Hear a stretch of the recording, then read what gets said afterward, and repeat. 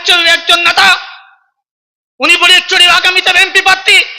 উনি বলেছেন ইসলামী আন্দোলন 14 নির্বাচনেও অংশগ্রহণ করেছে, 18 নির্বাচনে অংশগ্রহণ করেছে, 24 নির্বাচনে অংশগ্রহণ করেছে। 14 সালের নির্বাচনেও সে গিয়েছে, 18 মিডটার্ম নির্বাচনেও সে গিয়েছে, 24 নির্বাচনেও সে গিয়েছে। হাস্যকর বিষয়, এরকম একজন জেলা পর্যায়ে নেতা হয়ে তার কাছে সংগঠনের কোনো জাতির কোনো তথ্য থাকে না, সেই কিভাবে আগামীতে ফটিকছড়ির এবং জাতির সেবক হবে? 24 নির্বাচনে ইসলামী আন্দোলন অংশগ্রহণ করেছে, আপনারাও পাবেন, এবং যে 18 নির্বাচন, সেই নির্বাচনে তো আপনারা অংশগ্রহণ করেছেন।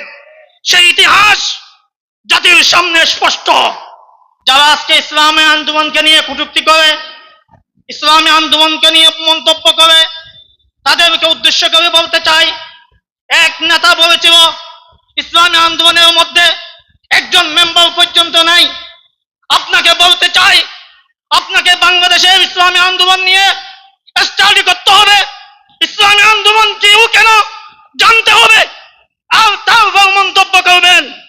ইসলামী আন্দোলনের কয়েকজন চেয়ারম্যান রয়েছেন, মেম্বার রয়েছেন, উপজেলা চেয়ারম্যান রয়েছেন, তথ্য আমাদের থেকে সংগ্রহ করবেন। আমাদের ফটিকছড়ির একজন নেতা, উনি ফটিকছড়ির আগামীতে এমপি প্রার্থী।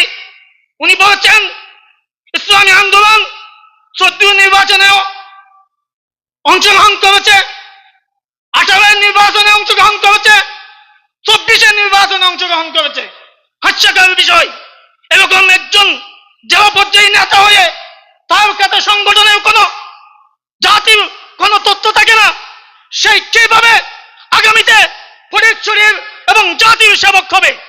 24 নির্বাচনে ইসলামী আন্দোলন অংশগ্রহণ করেছে, আপনারাও পাবেন, এবং যে 18 নির্বাচন, সেই নির্বাচনে তো আপনারা অংশগ্রহণ করেছেন।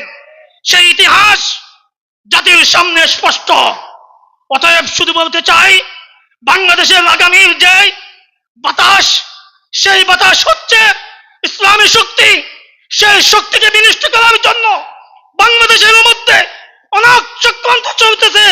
বাংলার সেই চক্রান্তকে দুঃসাৎ করবে ইনশাআল্লাহ। আগামীর বাংলাদেশ হবে ইসলামীর বাংলাদেশ, আগামীর বাংলাদেশ হবে হাত পাকার বাংলাদেশ। সবাইকে সুস্থ থাকবেন, সংগঠনের যে কোনো মুহূর্তে জীবন বাঁচিয়ে রাখে ময়দানে থাকার জন্য উদাত্ত আহ্বান রেখে আমার সংক্ষিপ্ত বক্তব্য শেষ করলাম। নাসরুম মিনাল্লাহ ওয়া ফাতুম করিব। আগামীতে দেখা হবে কোনো রাজপথে বা মিছিলে।